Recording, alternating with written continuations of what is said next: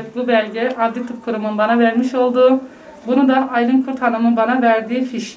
Yani 5.000 liraya sadece yazdığı fiş, 20.000 lira karşılığında verdiği fiş bana bu. Eşimin imzasıyla gönderdiğimiz 20.000 liranın fişi de bende, Adli Tıp Kurumların verdiği bütün raporlar da bende, Aylin Hanım'la olan bütün mesajlarımız ve görüşmelerimiz, mesajlarımız hepsi bende kayıtta duruyor. 2012 tarihinde ben doğumsal hastalıklardan dolayı doğumcu bir doktor tarafından ameliyat edildim. Sadece dikişleri kapatması gereken bir bölüm vardı. Yırtık olan dikişleri kapatması gerekiyordu. Bu dikişleri kapattığı zaman yanlış bir ameliyata değinmiş. Orada organlarımı alıyor. Ve ben kadın olarak bitmiş durumdayım şu an. Kendisine gittim. Bu şekilde şikayetimi bildirdim. İkinci defa ameliyat edeceğini söyledi. Tekrar ameliyata aldı. O zaman ufak bir parça almış. Ve ameliyata girdiğim zaman komplesini almıştı. Ve ben eve geldikten bir hafta sonra bunu fark ettim. Ve psikolojim alt üst oldu. Çok kötü durumdaydım ben. O zaman kendisine tekrar gittik. Şikayetimi tekrar bildirdim. Hatasını kabul etti. Doğru söylüyorsunuz dedi. Bu şekilde ameliyat süresi esnasında giden bazı şeyler oldu dedi. Ben fark etmeden bunu almışım dedi. Bazı doktorlar önerdi bana. İstanbul, Ankara gibi. Hepsine de gittim. Ve bunun bir geri dönüşü olmayacağını söylediler bana. Herhangi bir tedavisi de yok bunun. Ben de kalkıp buna dava açtım. Dava açışımı bir yıldan önce tekrar beni adli tıplara çağırdılar. İstanbul'a ilk gittiğimde bana sadece bunun ufak bir şey olduğunu, büyütmemem gerektiğini söylediler. Tekrar adli tıpa gönderiyorlar beni. Bu da Adana Adli Tıp Kurumu. Oraya da gittiğimde aynı şeyle karşılaşıyorum. Siz büyütüyorsunuz. Böyle bir şey yok deniliyor bana. Üçüncü defa tekrar İstanbul aynı şekil diyorlar bana. Ve ben orada mağduriyetimi dile getiriyorum. Diyorum ki incelemenize gerek yok hani. Burada olmayan bir organ var. Ve görünürde olmadığı görünüyor hani. Yani incelemenize gerek yok. Siz büyütüyorsunuz dediler bana. Bu şekilde beni tekrar gönderdiler Adana Adli Tıp Kurumu'na. Adli Tıp Kurumu'na geldiğim zaman bana sadece şunu dediler. Büyütmeniz gerekmiyor. Bu şekilde biz raporumuzu yazacağız. Gereken yerlere zaten göndereceğiz dediler bana. Bu şekilde konu kapatıldı. Ben kapanmasını istemiyorum. Bu 3 yıldır mahkemem devam ediyor. Herhangi bir sonuç almadım. Çok kötü durumdayız. Psikolojim alt üst oldu. Organım alındı benden habersiz. Yani bu şekilde yardım bekliyorum büyüklerimizden. Ben şu an çok kötü durumdayım. Hani görüntü olarak da çok kötü. Ondan sonra araştırmalara girdim. İşte herhangi bir yerde tedavisini bulabilir miyim diye. Bana İstanbul'da bir doktorun olduğunu söylediler.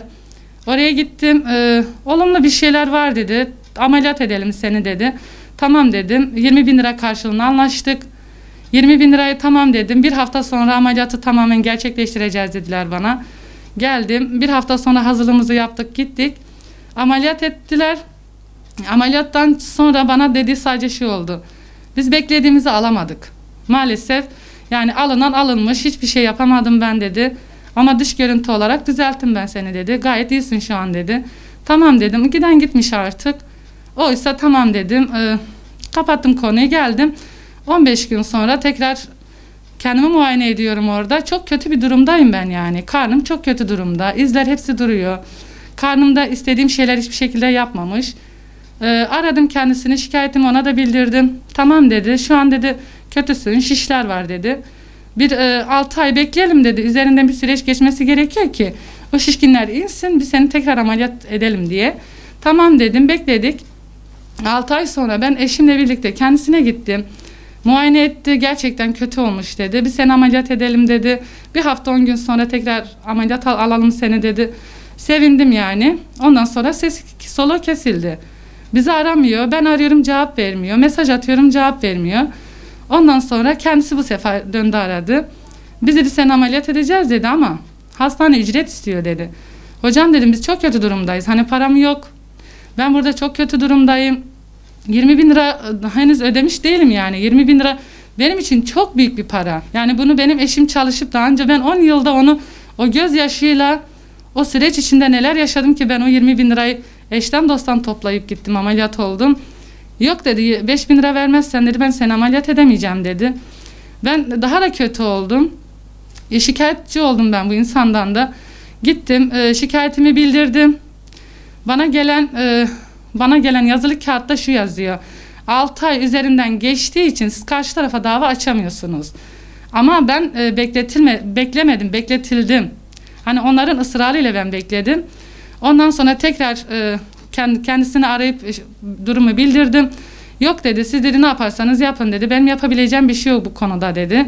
Ondan sonra numaramı da silmiş, bana da cevap vermiyor.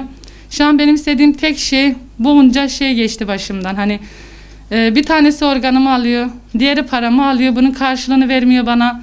Ve ben 20 bin lira benim için çok büyük bir para. Ben tekrar gidip olamam. Şu an başka doktorla görüşüyorum. Doktorlar bana bu hatanın kapatması için o 30 bin lira para talep ediyorlar yani.